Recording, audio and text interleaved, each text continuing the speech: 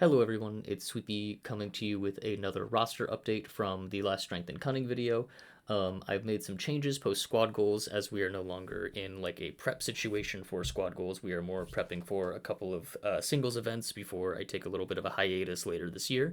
So now that we are outside of that squad goal situation where we're in a three-man team event with singleton characters, I no longer have the restrictions to the models I'm allowed to bring because my teammates are bringing them, or the crises that I'm allowed to bring. So there have been some pretty drastic changes to the list. I've been talking as well to a lot of the same players, as well as some newer players who are coming back to Wakanda who used to play them in the early days when Black Panther 1 was still the main leader.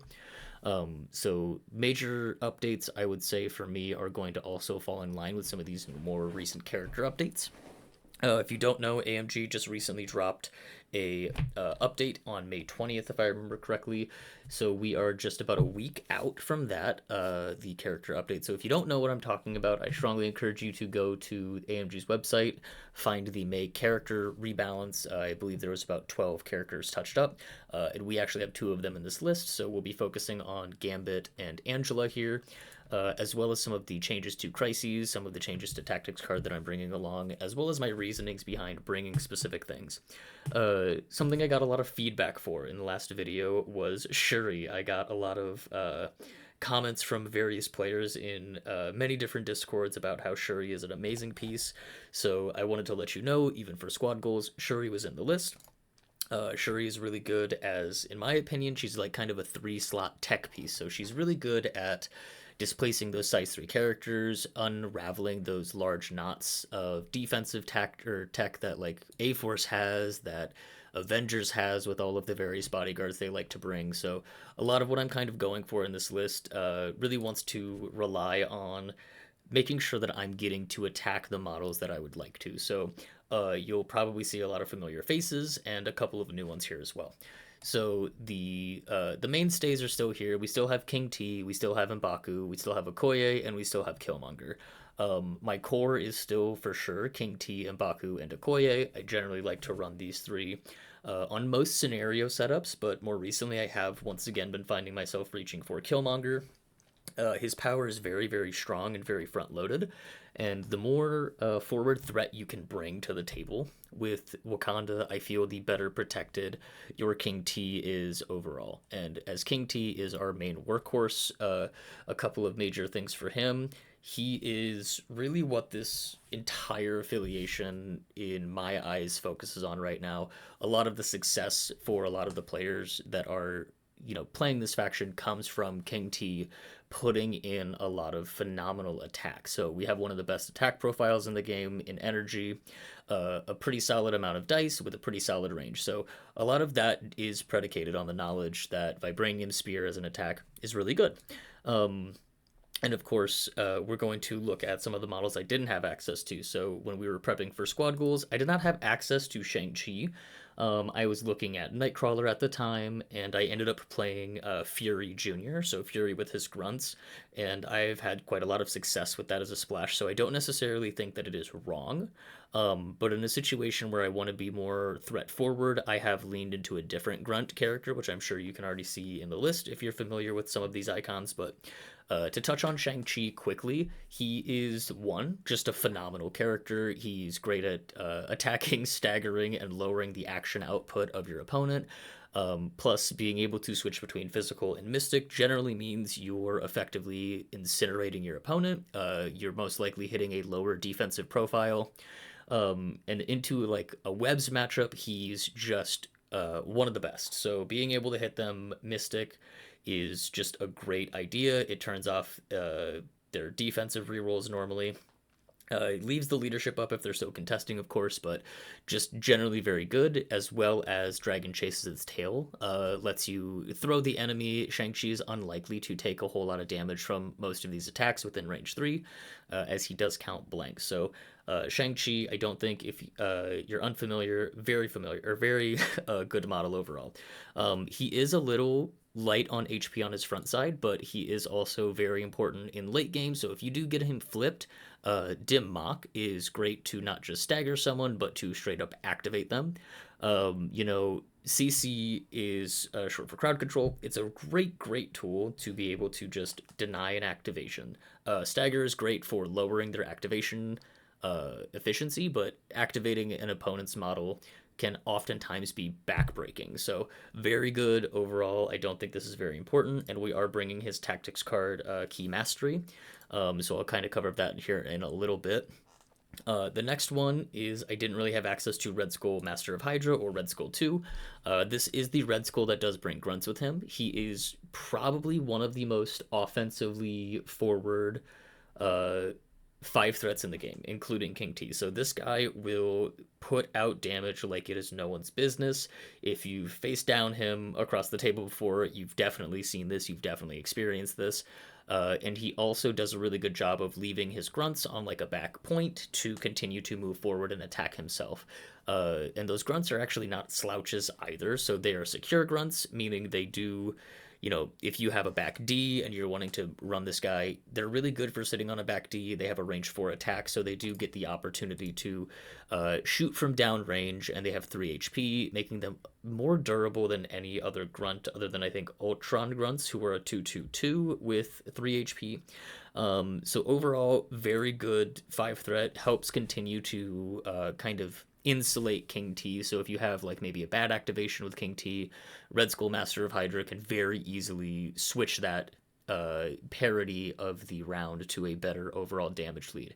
So a lot of what we're still trying to do is very damage focused, very damage forward. We're wanting to continue to remove those key activations early, and then remove activated models to maintain priority in most cases. Still in the list, Luke Cage, phenomenal 3-threat model. I don't really think I need to cover him terribly too much.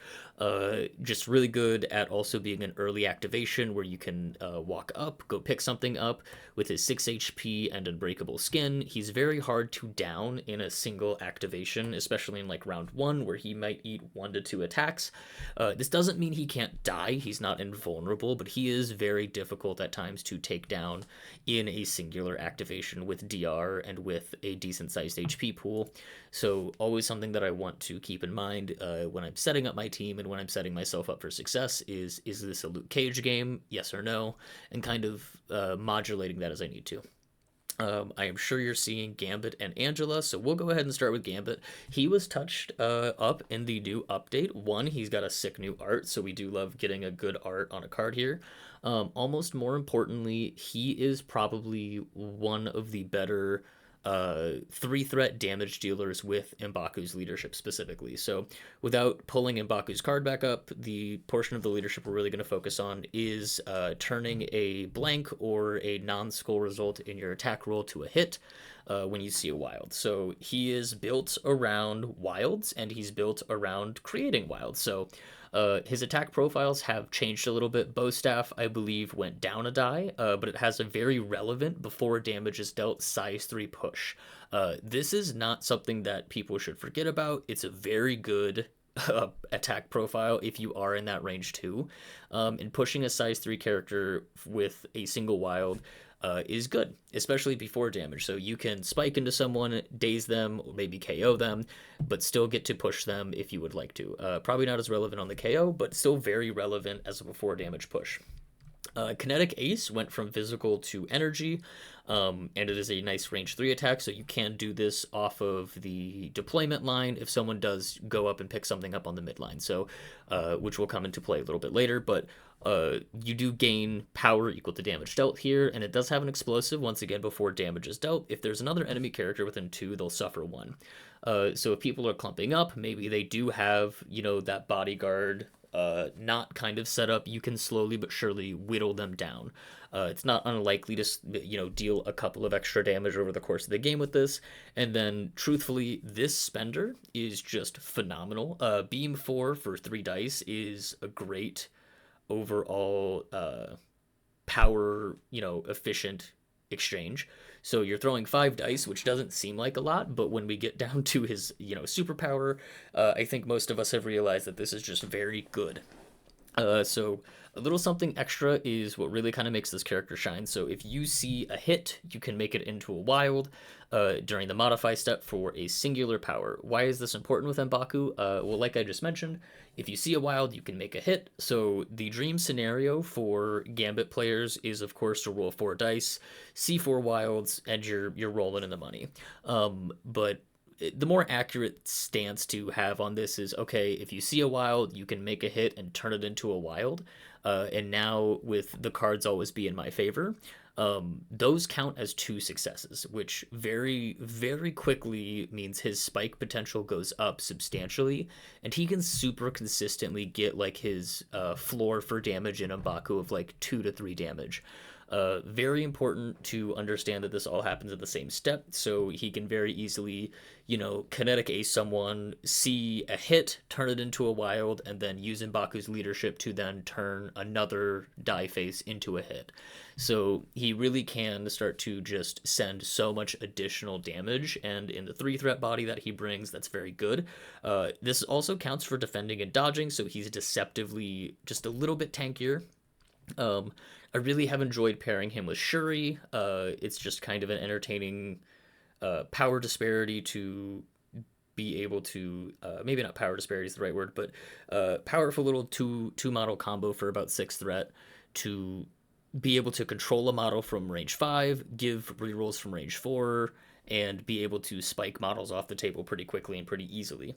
Another thing he does have is enhanced agility, so if he's out of bodyguard range of Okoye potentially and they're both on the table, it's very easy for him to get into bodyguard range. It also can work as a pseudo charge, so if your opponent maybe throws 1 attack at someone else and then decides to attack him, maybe they don't kill him, he can spend 2 of his power if he's got it, advance closer to them, deal a damage, and then immediately activate and have a much higher likelihood of dazing or KOing. Because it's omnidirectional, he can also go behind cover, breaking line of sight. Just a whole lot of fun things this guy can do.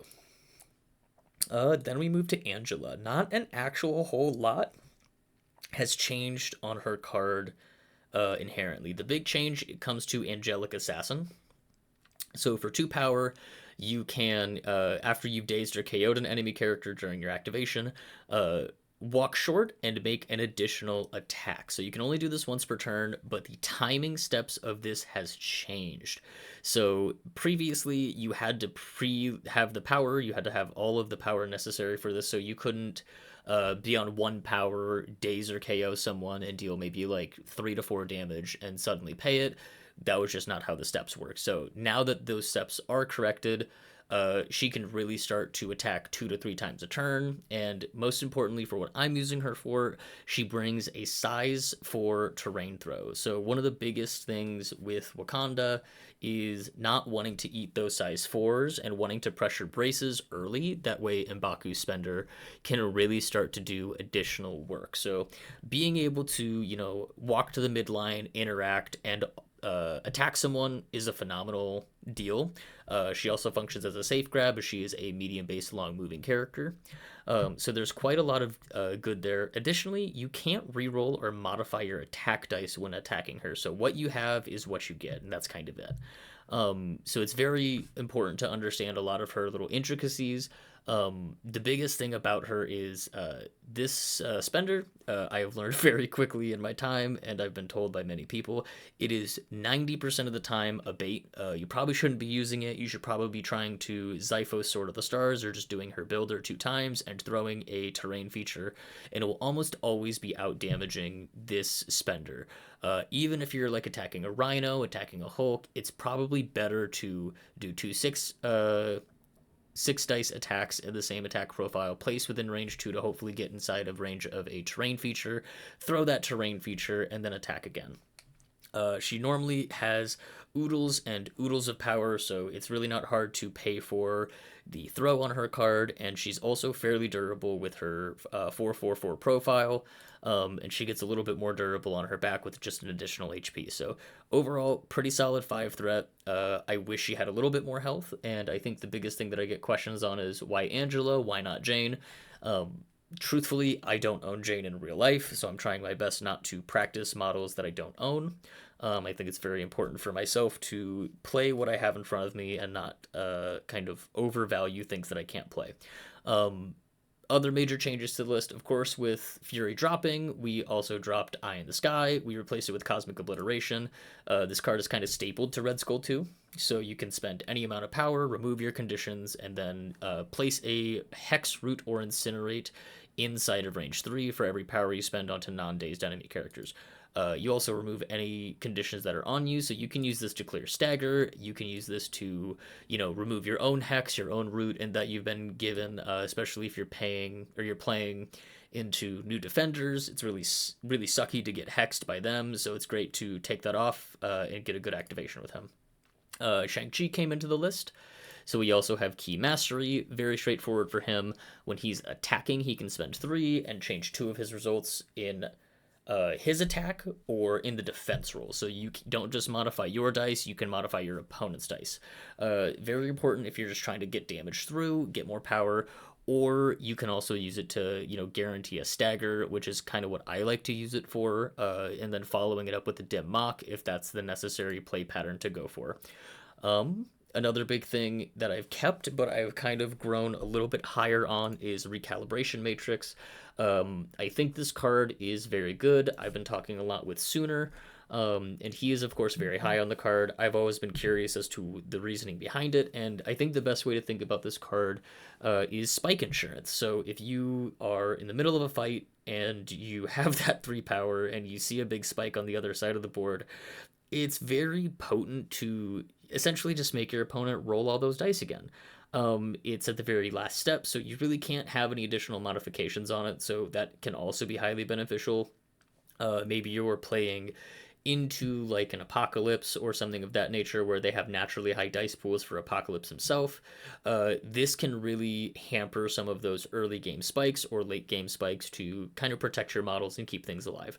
Recalibration Matrix has definitely grown on me substantially, and I think it should be taken more when you're fearing the offensive output of your opponent. Most recently, I took it over taking Wisdom of the Ancestors, which I thought was a very good idea for myself. When in doubt of, King T is going to deal the damage. This card, while great, counting skulls for attack, dodge, and defense for King T, in our list, it is not always needed. Sometimes, we're in a fight where we're very clearly going to be favored. We don't need to spend the 3 power to deal, a couple extra damage. And the additional durability might not be necessary. But on the off chance someone has a big spike, it is generally worth that 3 power to make them reroll it. So on to Crises. Still running Inhuman Weapons deploy, or Inhumans deploy advanced weapons, or Inhuman Weapons. I think this is probably still one of our better Crises overall. It forces a lot of midline interaction with 4 on the midline, so it is a little bit wider than I would like an extract to be. I don't generally want to have 4 things on the midline, but at the same time, the more forced midline interaction we have, especially with this type of tight, almost perfect refused flank setup that we can go for, it's really good. I like running Angela here. I like running Luke here. It really makes it easy to force that midline interaction and keep one of our extracts alive at the same time. I also like running Gambit there. He can easily pick a side, and it's almost guaranteed that he can attack someone. And if they choose not to go and let him attack them, well, that's perfectly fine.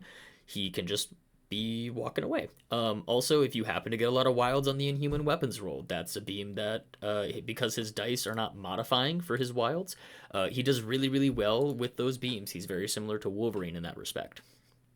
We do have Deadly Legacy Virus cured. My teammate had this one for his roster. Cole had this, the owner of the channel. So I didn't have access to it at the time for squad goals, and now that I do, I am playing it a lot. First and foremost, I think 19 is just a phenomenal threat value for us. We get access to a lot of our really powerful and potent splashes, as well as a lot of roster variability in what we want to bring. Also the shape, once again, we're forcing that midline interaction.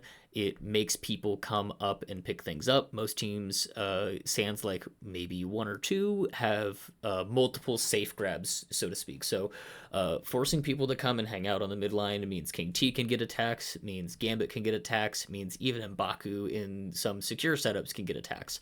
And we'll kind of circle back to M'Baku and some of the questions I've got on him and how to play him properly in just a little bit. Scrolls infiltrate the world leadership. This is probably one of the most popular extracts, so I'm not going to go too deep on it. If we bring Angela and we bring King T, we can effectively grab our home scroll and either one of the side scrolls very, very safely with very minimal, uh, you know, danger involved. I know I just kind of said the same thing twice there, but a lot of what we're wanting to do is minimize our danger and maximize the danger to the opponent's models. Also, if they fail a roll, of course, we're going to be able to pull them closer. King T can pull them a second time. You don't always have to go for rerolls. Sometimes it is better just to control a model off of the midline and deeper into your own team, so even more people can get hits earlier in the next round as well. So very good overall secure, or not secure, extract for us. Wedding Party is still in my list. I think this is one of our best secures. This is actually one of the secures I like to pull frequently into Apocalypse, which might seem a little counterintuitive. I think the way it is set up can highly benefit us because we can blitz them just as hard, and they are forced to send some of their squishier models up to come hang out with us. Most Apocalypse players are wanting to go about 5 wide, sometimes 6 wide at the 20 threat. So it's very important to understand generally what your opponent wants to do on these types of secures. So very easy to control them with our pushes, our pushes, pulls, etc. M'Baku does very well here, generally speaking, because of his thicker profile. Once again, Cage does very well here. And we're continuing that theme of midline interaction. Next, we have Intrusions. Intrusions was also not on my list. This was taken by Cole as well. Same with Mayor Fisk. But once again, very simple. It's forcing midline interaction. We can fight everywhere on the board. It's really not an issue to get there for us. And we really don't mind if someone wants to jump through these with us. Most teams that fight and that like this kind of tend to bring Hulks, in my opinion. Or big models that like to jump through this. And one of the biggest boons of our faction is being able to absolutely shred big models and do it with a higher level of efficiency than some other rosters can, especially Hulk. So I'm very happy if I see a Hulk across the table and I'm running Intrusions, or I'm on Intrusions specifically, because while yes, Hulk can jump through them and be a little cagey, we can do the same, and very easily from the midline can we just rotate over, get a good attack off, and continue the beatdown. And last, we have Mayor Fisk vows to find missing witnesses. So I get some questions on this one as well. Simplest answer is it is just a great crisis for us. Even at 16 threat, I find we do very well. I know the Boogeyman team of, Red Skull 2, Immortal Hulk, and Blade from Midnight Suns tends to be on people's mind at that 16 threat value. And I'm going to be honest, the more I played this, the more I practiced it, I don't think this is as problematic of a matchup as I initially thought. So while they do have a functionally better stun immunity than we would, what I have found is our 16 can easily just put them down. And it's not always a very fair contention, which is good. We don't want to play fair with Midnight Suns. We want to push them. We want to beat them down. King T himself does so phenomenally well into Red Skull Master of Hydra. If he cuts, we are, I think it's like highly likely, I think it's close to like 60 to 70% to drop him in a single activation anyways. And if they decide to use a lot of resources to keep him alive, we can also stay much more healthy than he can. So learning how to play Mayor Fisk, I think, is very important. I would strongly encourage you to give it some reps. Understand when to take it, understand when to give up a witness just to deal that extra damage, stun your opponent, and try to continue to beat them down. Even into iHulks, which he is a little harder to put down than a regular Hulk, I find we can do it better than most teams. So overall, very good for us. Next thing we'll kind of talk about is the breakdown of characters here. So all of my list building starts with two characters, which is King T and M'Baku. So just making sure we click those. We're always going to look at Wakanda because we're not playing another faction. So at the 16 threat, we can run very, very potent and very punchy lists. I would not recommend into Midnight Suns running Killmonger. While he can take care of an eye Hulk, he's probably going to get his lunch eaten well in advance of that. So I would avoid the Killmonger list, but the Red Skull list and the Angela list I think are very good. I do think it's perfectly acceptable and probably better to put Jane in. Jane has an identical terrain throw. She has a longer attack. She has a charge with a throw on a wild, which, as you know, wilds are kind of this faction's favorite symbol on a die. So playing Jane over Angela, I think is, honestly probably better. Once again, I'm just not doing it. I don't have Jane in my collection yet, but I foresee that changing in the near future. Something else I don't think was abundantly obvious immediately. We're not running a single 17. That is by design. We really don't want to end up on 17. It's not that I don't feel comfortable on 17 or I think we're bad at 17.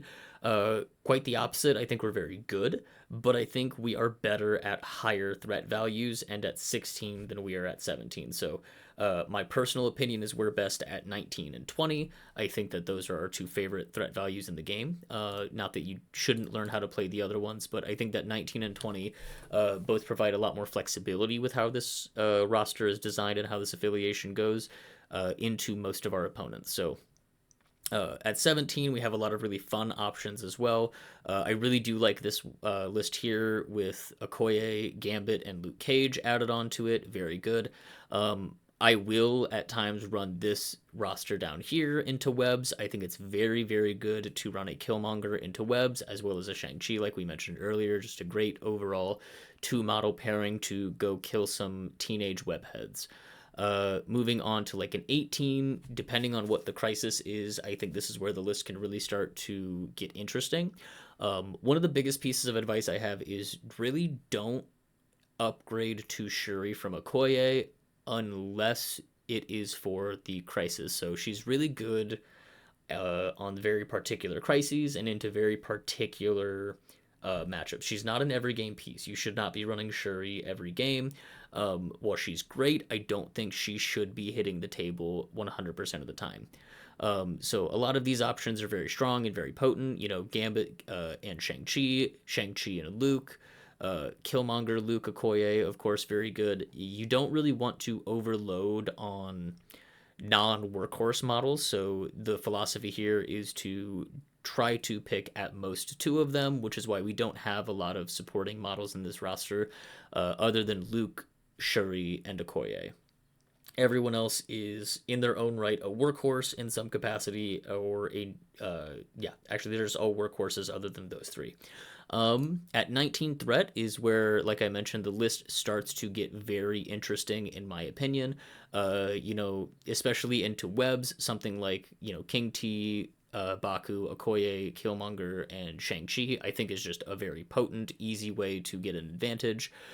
So a lot of this also depends on crisis shape, terrain setup, and things of that nature, of course. But I think these are good building blocks and good things to try out.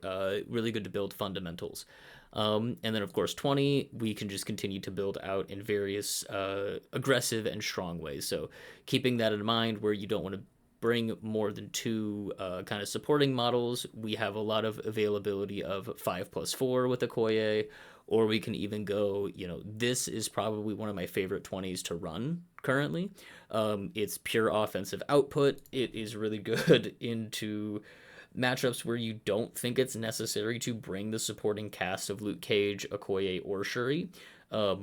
These matchups are very few and far in between, if I'm being honest. Usually it's into things that we're so advantaged into. It doesn't matter if we have an Okoye, it doesn't matter if we have a Luke Cage. So, rip the band-aid off, have some fun, go drop some models. If I'm being honest, what you probably should be running mostly at 20 is something like this or something like this. These two setups are probably the best that I personally have played. I really enjoy them. Something I recently played into webs was this roster up here. We were on an scoundrels, and Shuri herself is just a phenomenal scoundrels model.